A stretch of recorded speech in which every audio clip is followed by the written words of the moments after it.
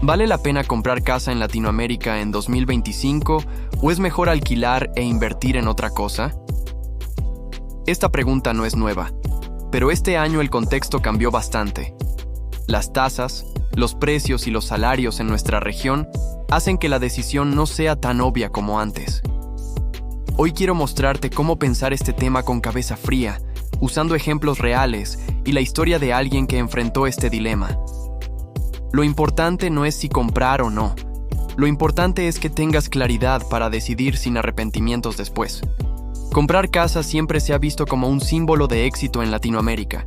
La familia, los amigos y hasta la sociedad lo celebran como la meta cumplida. Pero en 2025, las condiciones financieras son mucho más duras que hace 20 años. Las tasas de interés en muchos países están en niveles altos, los salarios no crecen al mismo ritmo de la inflación y los créditos hipotecarios se han vuelto un peso más grande de lo que parece. Antes de lanzarte, tienes que entender esta nueva realidad. Si miramos cifras concretas, en Colombia las hipotecas rondan entre el 13 y el 16% efectivo anual. En México, el rango está entre el 10 y el 12%. En Perú, los bancos ofrecen tasas cercanas al 9-11%. Y en Argentina, la inflación hace casi imposible mantener un crédito a largo plazo en condiciones normales. Mientras tanto, el salario mínimo apenas alcanza para cubrir necesidades básicas. Esto significa que la proporción de ingresos que se destina a vivienda es cada vez más alta, y el esfuerzo de comprar casa crece. Tomemos un ejemplo para entenderlo mejor. Imagina que compras una vivienda de 180 millones de pesos en Colombia. Das el 30% de inicial y financias lo demás con el banco a 20 años. La cuota mensual se ubica alrededor de 1.6 millones de pesos.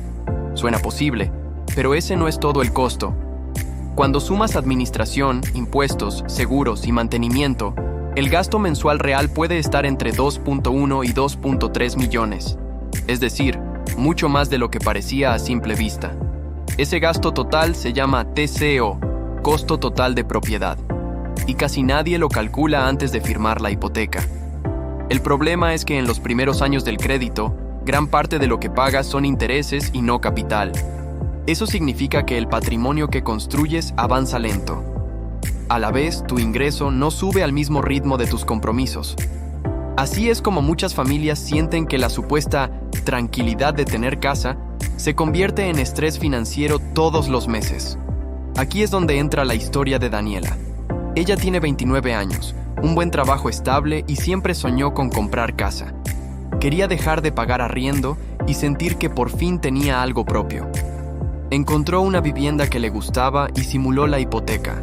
La cuota le parecía alcanzable, pero cuando sumó los extras, se dio cuenta de que el costo real se comía casi todo su salario. Entonces se preguntó, ¿de qué me sirve tener casa si no voy a poder disfrutar de nada más? En lugar de lanzarse a ciegas, Daniela decidió investigar más. Se metió en simuladores de varios bancos para comparar. Preguntó a personas que ya tenían créditos cómo era la experiencia real. Escuchó historias de gente que vivía con lo justo, solo para pagar su hipoteca. Esa información le abrió los ojos. Empezó a preguntarse si existía otra forma de asegurar estabilidad sin amarrarse a una deuda de 20 años. Y ahí fue cuando descubrió una alternativa distinta.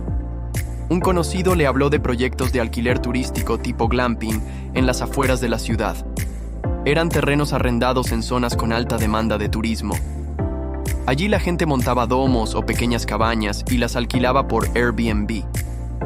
No necesitabas comprar la tierra, solo arrendarla y montar la infraestructura. Si funcionaba, generabas flujo de caja. Si no, podías detenerte sin comprometerte por décadas.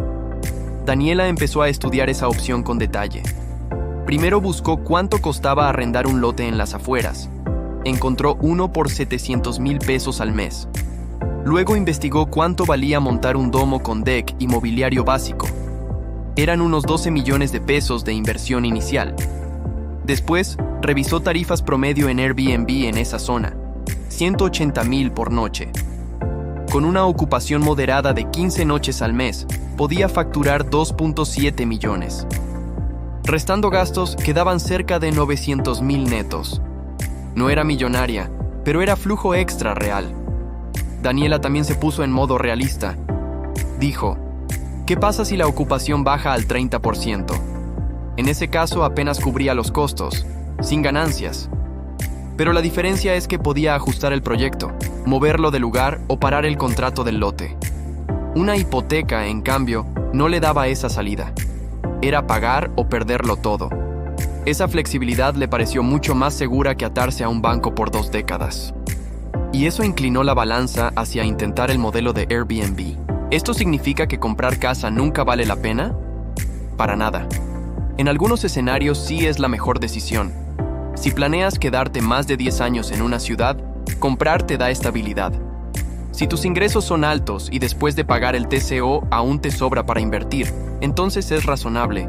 Si la seguridad emocional es tu prioridad, también suma.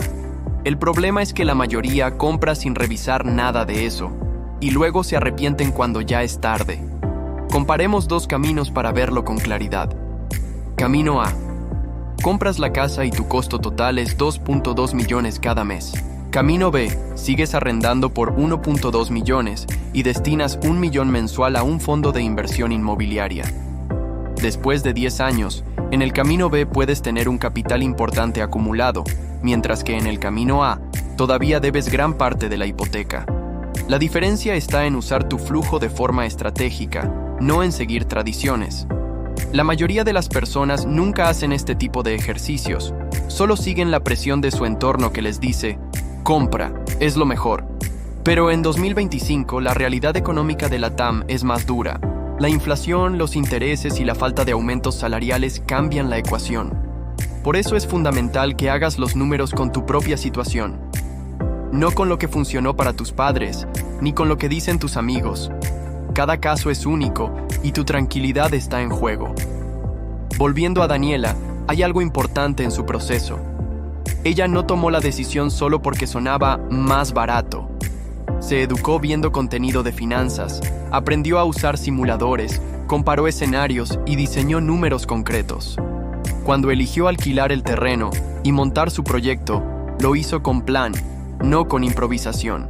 Y gracias a eso, incluso en los meses flojos, pudo mantener el proyecto sin perder estabilidad. La educación fue la base de todo. Otro detalle de su historia es que ganó experiencia en negocios reales. Tuvo que aprender a negociar con el dueño del lote, contratar a alguien para limpiar y atender a los huéspedes, manejar la plataforma de Airbnb y responder a clientes. Eso la obligó a salir de la pasividad y entender el valor del flujo constante. Esa experiencia, más que la utilidad en pesos, fue lo que le dio seguridad financiera. Ya no dependía solo de su salario, tenía una fuente alterna funcionando. Al año de empezar, Daniela ya tenía un panorama distinto. Había recuperado buena parte de su inversión inicial. Tenía un flujo mensual que, aunque no era gigante, le daba más tranquilidad que la idea de la hipoteca.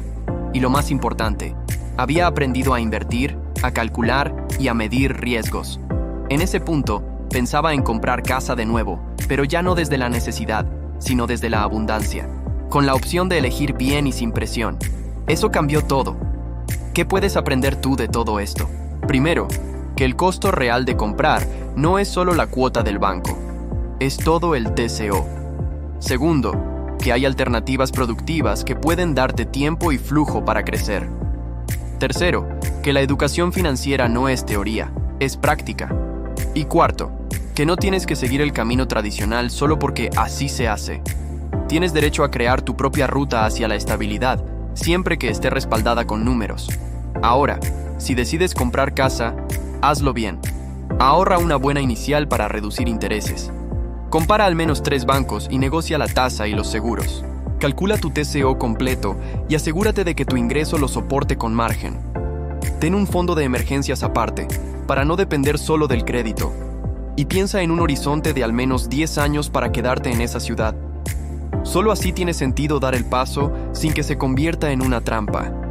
Y si decides no comprar todavía, también hazlo con plan. No se trata de tirar la plata en arriendo, como dicen muchos. Se trata de aprovechar esa flexibilidad para invertir en algo que sí te genere flujo. Puede ser un proyecto como el de Daniela, un negocio pequeño o incluso un fondo colectivo. Lo importante es que no dejes ese dinero quieto. Haz que cada peso tenga una función y que te acerque más a tus metas financieras. Eso es estrategia, no improvisación. Un error común es pensar que rentar es perder dinero. En realidad, es pagar por flexibilidad.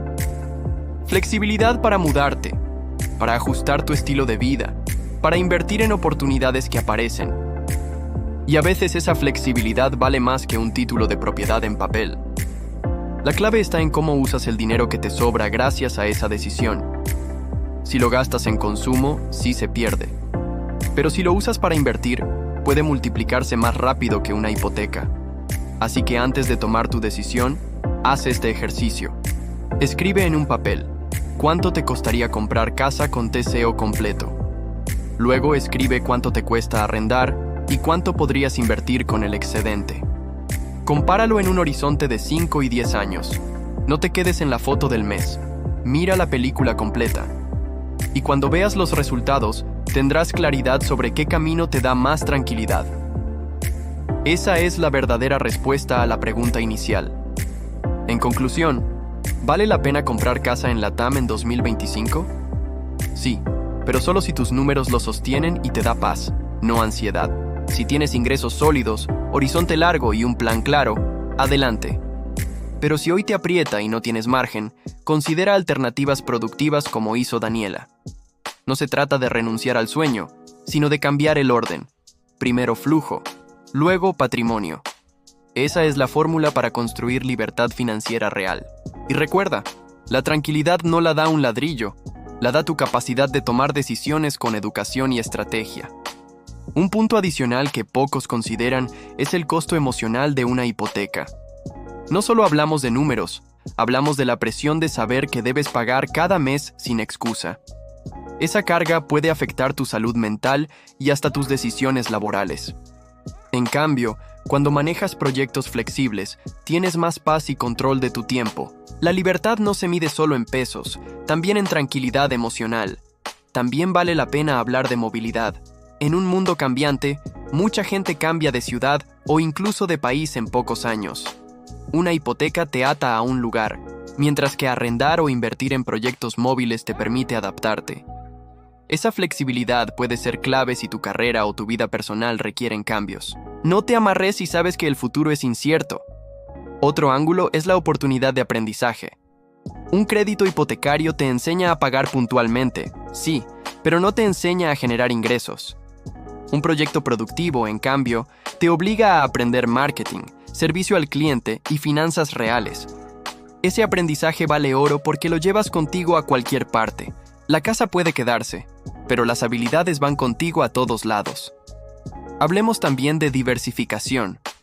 Si todo tu dinero está en una hipoteca, dependes de un solo activo. Si inviertes en proyectos más pequeños, puedes diversificar en varios frentes. Eso reduce tu riesgo y aumenta tus oportunidades de ganar. Daniela entendió esto, y por eso eligió un proyecto flexible primero. No pongas todos los huevos en la misma canasta financiera. Algo que no se comenta mucho es la liquidez. Una casa hipotecada no se vende fácil si necesitas dinero urgente. Puedes tardar meses en cerrar una venta. Un proyecto pequeño o una inversión más líquida, en cambio, te permite ajustar rápido si lo necesitas. En finanzas, la liquidez es seguridad. No subestimes la importancia de tener acceso a tu dinero. Además, está el tema de la reinversión. Daniela no solo ganó flujo con su proyecto, también reinvirtió parte de las ganancias. Con el tiempo, armó un segundo módulo de alquiler y duplicó sus ingresos. Eso nunca lo habría logrado amarrada a una sola hipoteca. Reinvertir te acelera el camino a la libertad financiera. Cada peso que produce puede producir aún más si sabes usarlo. Miremos un caso hipotético rápido. Supón que en lugar de pagar 2 millones mensuales de TCO en una hipoteca, usas 1 millón para arrendar y 1 millón para un proyecto productivo. Después de 5 años, el proyecto podría generar ingresos mucho mayores que el patrimonio acumulado en la hipoteca. Este tipo de comparaciones son las que abren los ojos. Los números hablan solos. También está el tema de las oportunidades perdidas. Cuando estás atado a una hipoteca, muchas veces dices no a nuevas inversiones porque no tienes liquidez. Ese costo de oportunidad rara vez lo calculamos, pero pesa. La flexibilidad financiera te permite decir sí cuando aparece algo bueno. Y eso marca la diferencia entre crecer rápido o quedarse en lo mismo. No olvidemos el factor familia. Muchas veces compramos pensando en seguridad para la familia, pero terminamos dándoles estrés. Lo que tu familia necesita no es solo un techo propio, sino un entorno estable y sin angustias. A veces un arriendo bien planeado y un proyecto paralelo dan más paz que una deuda enorme. La seguridad real es la que se siente cada mes en la mesa.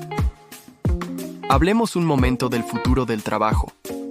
En la TAM, cada vez más personas trabajan remoto o cambian de empleo con frecuencia. Esa movilidad hace que no siempre tenga sentido fijarse en un solo lugar por 20 años. Arrendar mientras exploras opciones laborales puede ser más lógico que hipotecarte sin saber dónde estarás en 5 años. El mundo laboral ya cambió. Tus decisiones también deben hacerlo. Otro punto clave, la presión social.